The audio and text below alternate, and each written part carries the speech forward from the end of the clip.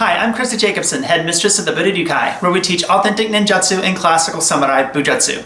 And for those of you who don't know what that is, it's the ancient martial arts of the ninja and samurai.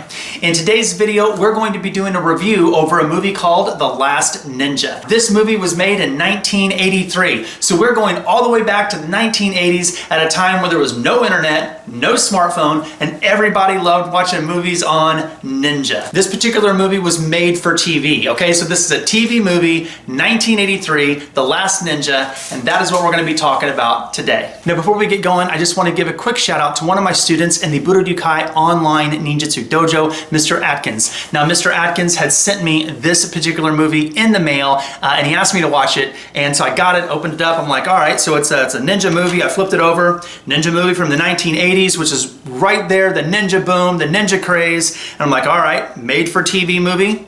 I'm gonna give it a go. And I watched this video, and that's why we're doing a movie review over this today. So before we get going, Mr. Atkins, thank you so much for sending me this. I deeply appreciate it. Now, as I've already said, this particular movie is called The Last Ninja. It was made in 1983, and it was a movie made for TV. Now, this movie focuses on a main character called Kenjiro Sakura. And Kenjiro Sakura was the great-great-grandson of an Iga ninja called Goemon Sakura. Now, the movie does take a very basic approach. So there's an individual that's going around stopping crime, kind of like a vigilante, and he's going around using shadow-like techniques. The authority does research, and they found that there's an individual, Kenjiro Sakura, who is also a Japanese antique art dealer, and they find that in all these cities that all these things are happening, this individual, who's also a descendant of an Iga ninja, and he also is a Japanese antique dealer, they've also pinned him with, does he know ninjutsu? So the authorities go to him and they present him with a specific mission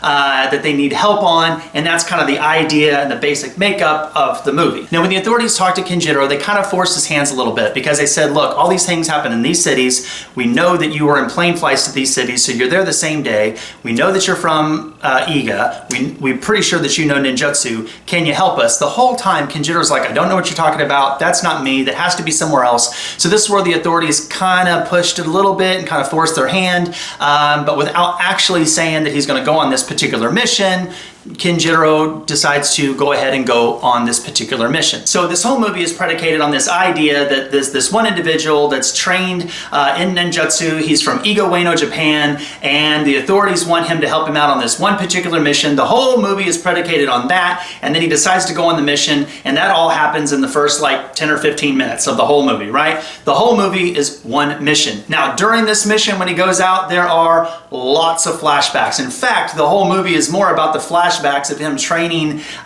ninjutsu in Iga Ueno than it is actually about him going on a mission. Now, in this particular movie, there are so many flashbacks. I'm not going to talk about all of them, but clearly they do talk about some of the ninjutsu training that he undergone when he was in Iga Ueno. Techniques and skills such as balance and agility, survival skills, stealth walking skills. They practiced the Kuji-in and the Kuji-kiri.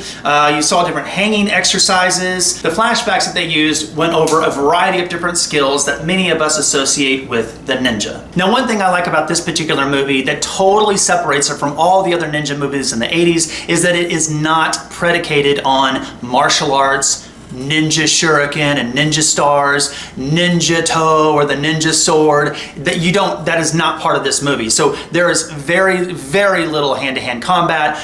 This guy doesn't even have a ninja sword or a ninja toe. Like, it doesn't go along the same lines of all the other ninja movies that you see during the time. Because usually when people think the 1980s ninja boom, and during that time period we think of Sho Kosugi, Enter the Ninja, Revenge of the Ninja, we think of movies like that, and this just takes a different angle artistically to what the ninja is. And for that, I absolutely think this is a wonderful video, and it is a great video for anyone who is an absolute ninja enthusiast. So with that being said, it was absolutely wonderful to watch a 1980s ninja movie that you didn't see him running around with a sword on the back and doing hand-to-hand fighting and throwing, shuriken, and it was really nice to not see that as the portrayal within the movie. Instead, we saw spying techniques, we saw disguise, we saw deception, we saw someone outthinking their opponents to complete the mission. So like an example, in the movie there was a time where he needed to gain access into a particular building so he can look at blueprints. By doing this, he changed his voice, he changed the way that he talked, and he dressed up like a janitor.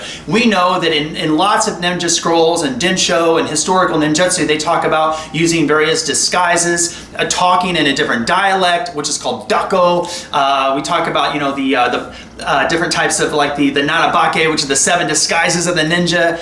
This part about him using different disguises, changing his voice pattern, the way that he walks, all of that was absolutely wonderful. And you saw that when he needed to gain access into this building, he dressed up like a janitor and totally pulled it off. Then in another scene, he needed to get close to the authorities. So we have this building, and this is the mission that he needs to complete, but he needed to get information. He needed to plant information to the police and things like that. So in this scene, again, you see disguise and deception and stealth. And at this point, he dresses like a homeless man, kind of like a beggar, and he changed his appearance, which get him so close to the authorities because they didn't see him as a threat. They just thought he's just some homeless guy walking around. But then he got the plant information, which then gave him access to get to do what he needed to do. And all these things that he was doing was outthinking the opponent, kind of adapting the situation, manipulating the situation that was around the mission, gaining access into the building, using stealth. All of that was absolutely wonderful, and I thought that was a great portrayal that we don't really see in most of the 1980s ninja movies. Now, another thing that I didn't mention is before he even went on this mission, you saw there was a scene where he was actually handwriting out this particular spell, right? So he handwrites out the spell, he puts it on paper, he says this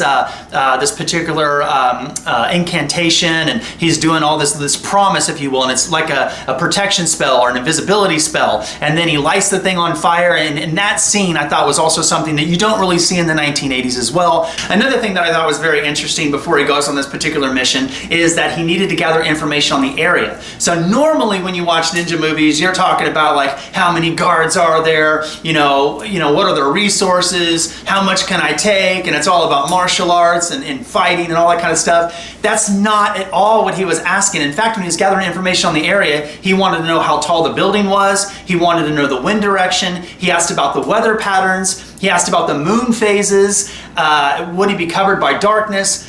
Literally things that you would see right out of actual ninjutsu research, and I thought that was absolutely wonderful. Now at the end of the day, Kujiro completes the mission, he saves everybody, and all is good. However, he did it in a way where he now makes the authorities question whether him, as the Asian art dealer, is actually the ninja going out and doing this. So there's a little plot twist at the end. I'm not going to go over that. If you guys watch it, you'll see he did that, and I thought that was a nice little interesting write-in to kind of end the movie. So there you guys go, a ninja movie review on the movie called The Last Ninja. Again, it was made in 1983 and it was a TV movie. Now, I think anybody who is a ninja enthusiast should go watch the movie. But I do want to put a little bit of asterisk to it because we're talking about a TV movie made in the early 1980s, right? So if someone said, I want to watch a really good movie, with good acting, good screenplay, good writing, good special effects, you know, good fight scenes, is this that movie? I would say absolutely no. The acting is subpar at best. The special effects are terrible. The screenplay is terrible. There's just so many things.